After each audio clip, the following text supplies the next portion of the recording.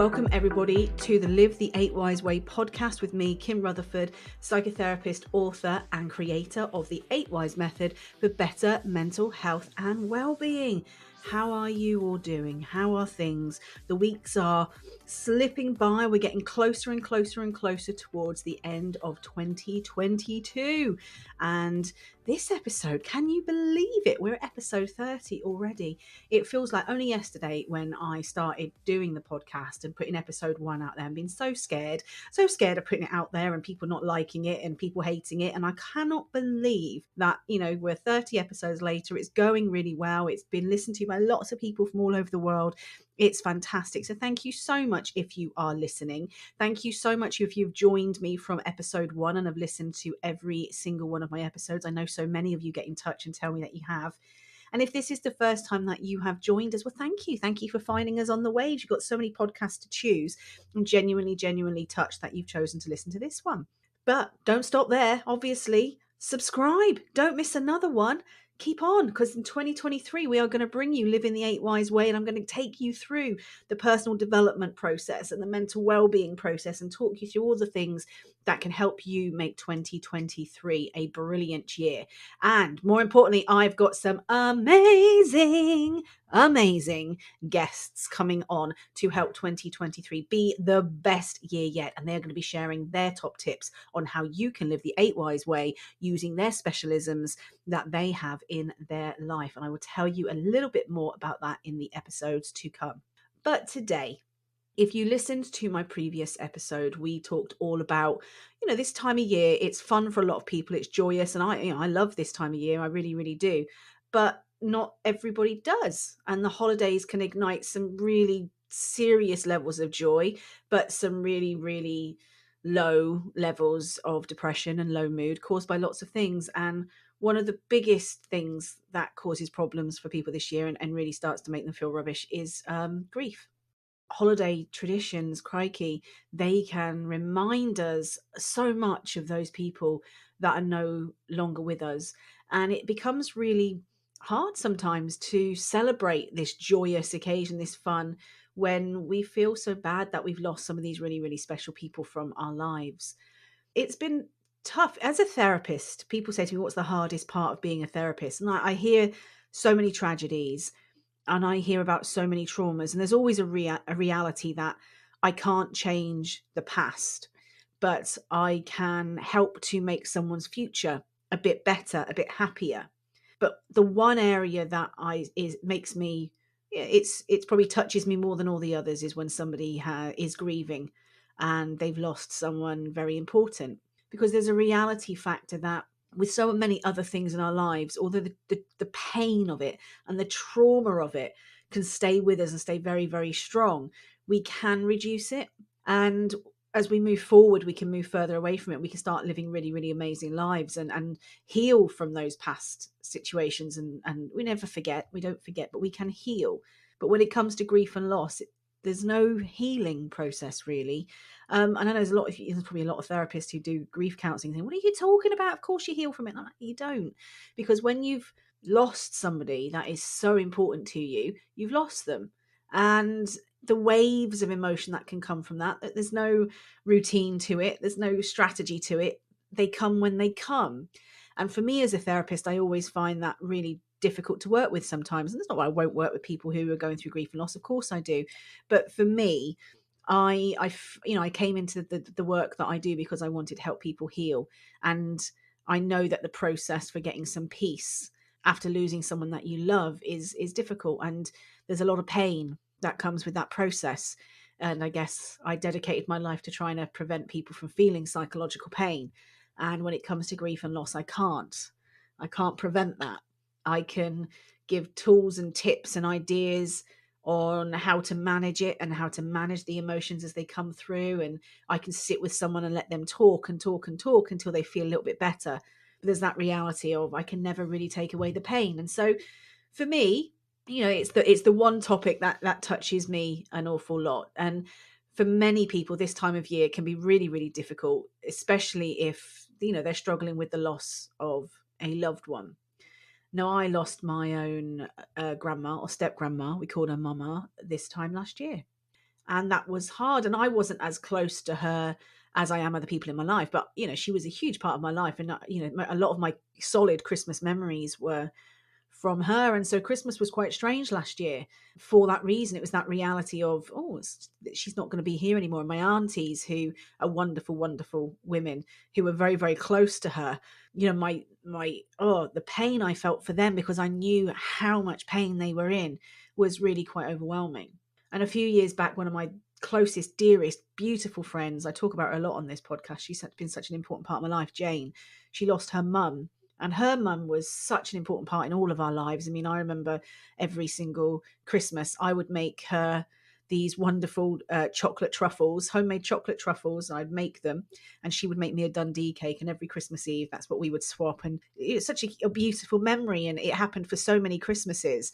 And she's a huge part. She's a huge part of my life, but she was obviously a huge part of my dear friend Jane's life. And so for this time of year, it brings an awful lot up for her as well. Recently, I became very, very aware of a major tragedy for somebody that I know and someone that I care about, and they lost their husband. And I'm not going to go into the details of it, but they lost their husband and they're very, very young. So we're talking about people who are in their 30s with a very young family, and it happens so quickly. And I think that's the reality of grief and loss. Sometimes you're lucky enough to know it's going to happen, and therefore you get the chance to say goodbye. And other times it just happens when it shouldn't. And not that it ever really should, but when somebody hasn't lived a life yet and just taken so quickly. And I've spent a lot of time in these last couple of weeks working with clients who are experiencing a new wave of grief and loss, some who have recently lost somebody very, very close to them, very, very dear to them, and others who this time of year just re-triggers that nostalgia, re-triggers those memories, and that wave of grief and loss comes back as strong and as solid as it ever has. And that's the thing, isn't it, I guess, about grief and loss, is the waves of it remain as strong as ever. And I think it's important that we try to support those who might be experiencing it this Christmas. So what I wanted to do for this episode of Live the 8 Wise Way is talk about it from two different angles. If you have people in your life right now who are grieving, I want to give you some tips on how you can help them. And if you are struggling yourself with grief and loss right now, then I would just want to give you some tips on how you might be able to support yourself through this process so that you don't feel completely and utterly on your own in what will be a very difficult time. So there are a few ways that you can help someone if they are experiencing grief. Number one, reach out to them. Simply connecting with them can offer them that level of care, that feeling that somebody cares for them and supports them. It can completely validate their feelings. It makes it very clear that you are looking after them. I went to see the very lovely Richard E. Grant recently. He's got his book out, which I highly recommend to anybody. And he was talking about the loss of his beautiful, beautiful wife. And he was saying, you remember very clearly the people who stood by you in that moment and the people who didn't. And some people don't know what to do. They don't know what to say, so they stay away. But he was saying the people that just sent the silly messages, would just turn up on the doorstep with food. They don't want to talk about it. They just want you to know that it's a difficult time for you and they're aware of it. And he talked through grief and he talked through loss in such a beautiful way. But what he said is, people reaching out really does mean so much. Just reaching out, showing that you care, making it clear that you do care, offering to spend time with them, offering to support them, offering to help them. A lot of us just say, if you need anything, let me know. But when you're at your lowest, when you're at your worst, when you are feeling that, the last thing you're going to do is reach out to somebody. So sometimes you have to be the person. If you're the person who cares about the other person who might be experiencing this, try and reach out. Put yourself in front of them. Don't make them do all the hard work when they're already going through something that is absolutely horrific as it is. You do the work. Reach out to them. Show them that you care. Invite them to things with you.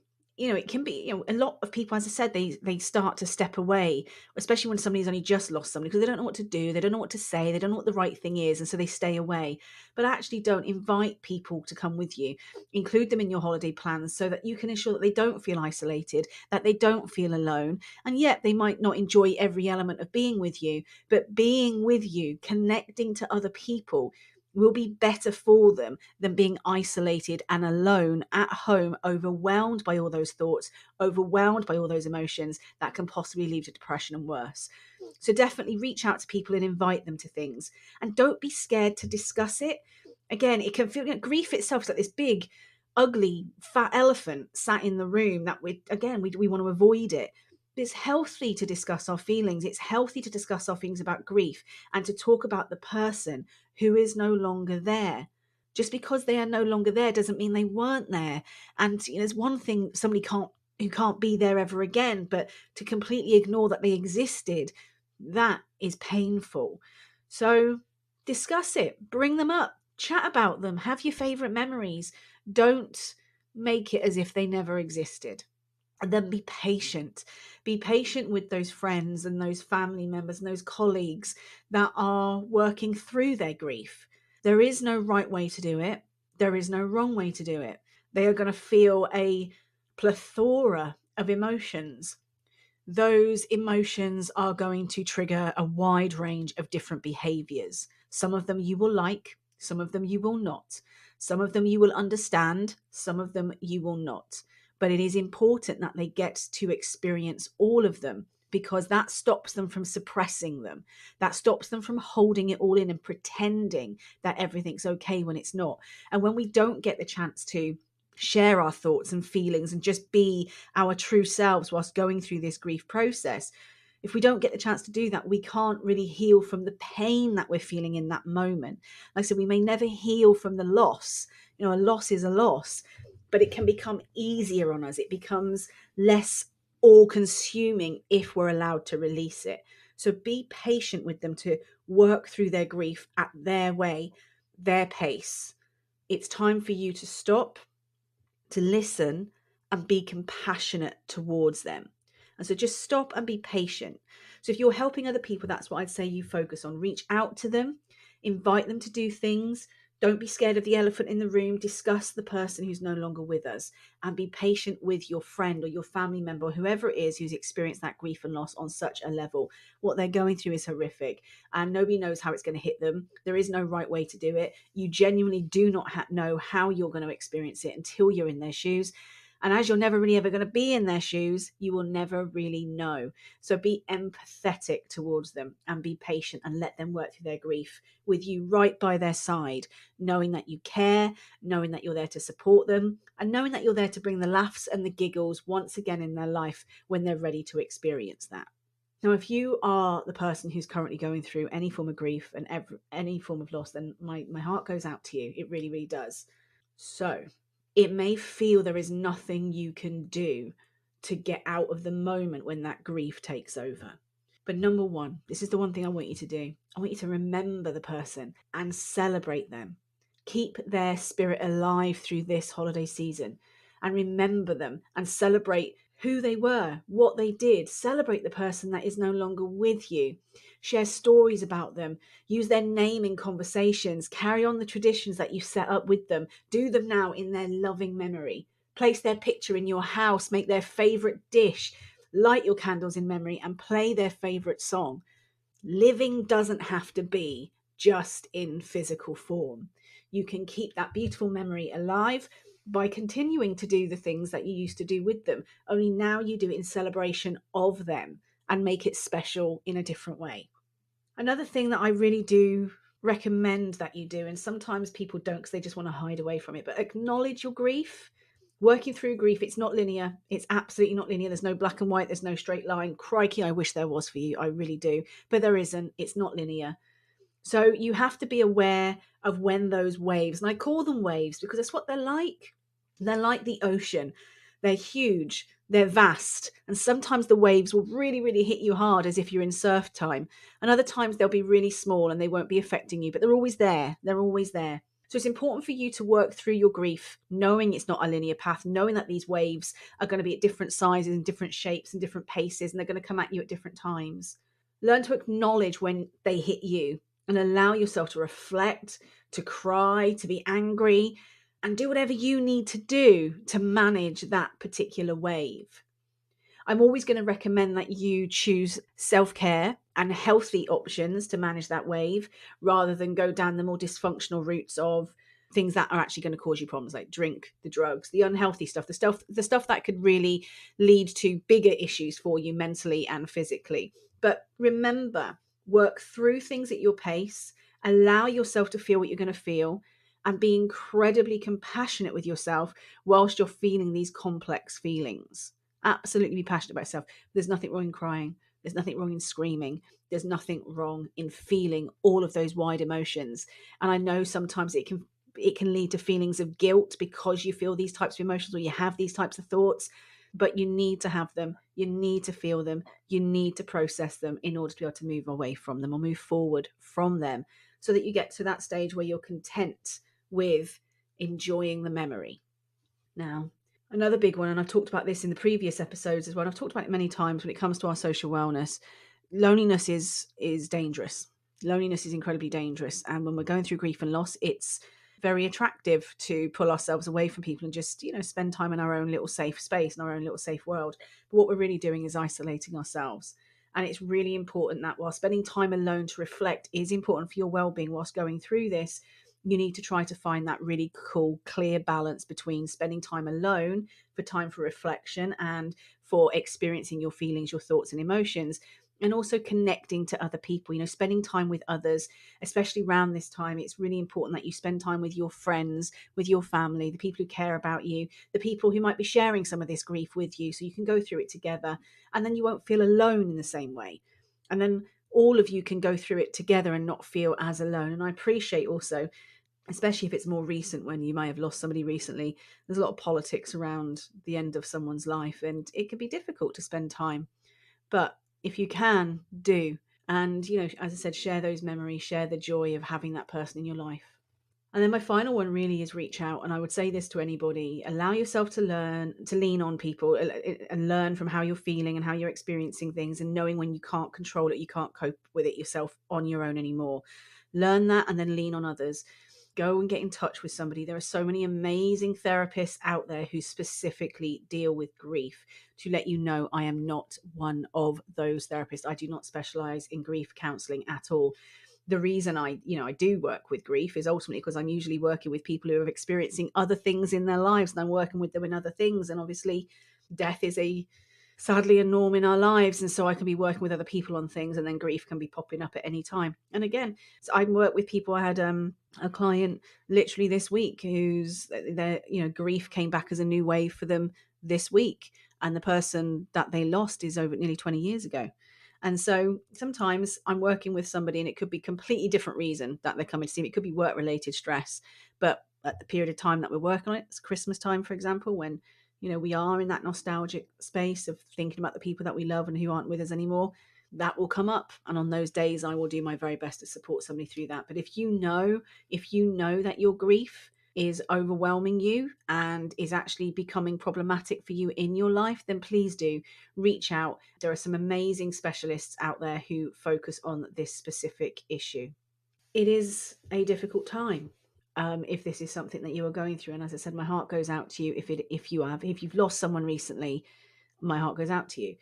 If this is a period of time that does remind you of the amazing people that you've had in your life and who you've lost, if it triggers, not just, sometimes it's just not even the person, it's the options that we had, especially if we've had relationships with people who are no longer with us, but we never got the chance to resolve situations, that in itself can cause a lot of issues. It's not just about how much we loved somebody, it can also be about the loss of the future we had with somebody, the dreams we had, the plans we made, the aspirations we thought we were going to have together.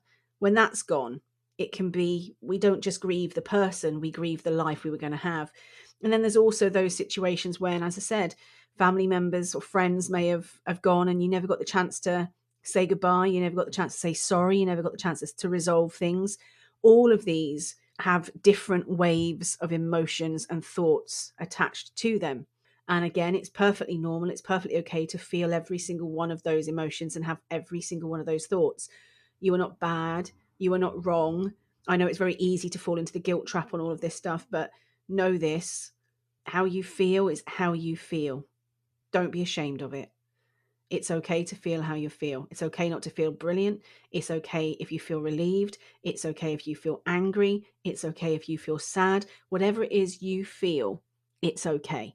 However you feel, however that's making you think about things, it's okay. Self-care is crucial right now. Look after yourself, look after your mind, do things that help you rest, do things that help you relax. Make sure that you are connecting with other people. So when it comes to grief and loss, emotional wellness, trying to manage your stress levels through really good self-care, allowing yourself to emotionally regulate by accepting how you feel, accepting how you think, and allowing yourself to do it, self-reflection in those moments, and allow the energy from those feelings to burn off naturally and move you forward. If you do that, that will lead to better physical health. So you won't be feeling as lethargic, maybe, or those physical pains that you get when you're in high levels of stress or high levels of mental pain. If you can keep reaching out to people, that's going to be fantastic for your social wellness. Build those relationships, stay connected to those people, keep connected for yourself. We want to stay away from loneliness as much as we can. And also think about really taking care of yourself. This is a time to self-reflect and ponder on who you are and what you want in your life and how you want your life to move forward. This is a huge element of spiritual wellness and connecting to yourself on a new level as you go through this process. And don't be scared to do that. Look at how you can use the 8 Whys model to help you manage this process, the roller coaster of grief and loss, and how you can look after yourself and move forward from this, even though you're taking the deep, deep love or the deep connection, whether that be good, bad, or ugly, with that person with you. So this is Christmas time. I appreciate it might not be the best time for you if you are grieving. As I said, my heart goes out to you. I wish you well. I wish you well. And I hope you find some joy this season. And like I said, if you're not, and if it's overwhelming, then please do reach out to those people who are specialists in helping you move forward in a way that is healthier and happier for your own mind. So thank you very much for joining me today. This is episode 30 of Live the 8 Whys Way podcast. If you've been with me all 30 episodes, I really appreciate it. I hope that you have found some really useful content in here to help you move forward in your life, to help you balance your own mental health and well-being and create your own healthier, happier mind, and hopefully improve your own quality of life. We've got so much more coming to you for 2023. So please don't disappear. So please, with this episode, like it, comment on it, share it. But most importantly, great if you can subscribe if you've not subscribed already, so you don't miss out on anything. And so how you can make 2023 the year that you live the 8 Whys way by listening to the podcast, maybe booking in for a one-to-one, coming on to some of our amazing training courses that are going to be happening. If you haven't bought the book yet or the journal yet, or I think you could, the book, the journal, the planner, or even the little pocket book, they are amazing stocking filler gifts for you. You can even get yourself a gift card if you want. Ask someone else to get you all the stuff that you want to help you live the 8 Whys way.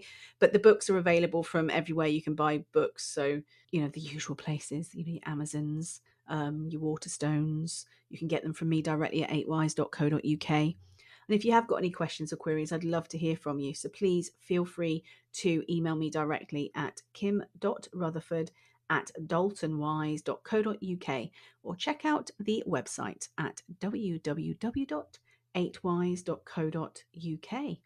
So, my lovelies, I will speak to you very, very soon.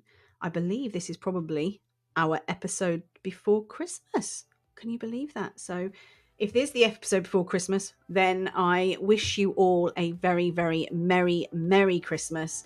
I hope you try and find joy in this festive period, whether it be with people that you care and love or with new people that you are meeting. Enjoy the festive period, and I look forward to catching up with you very soon. Take care and see you on the other side. Take care. Bye for now.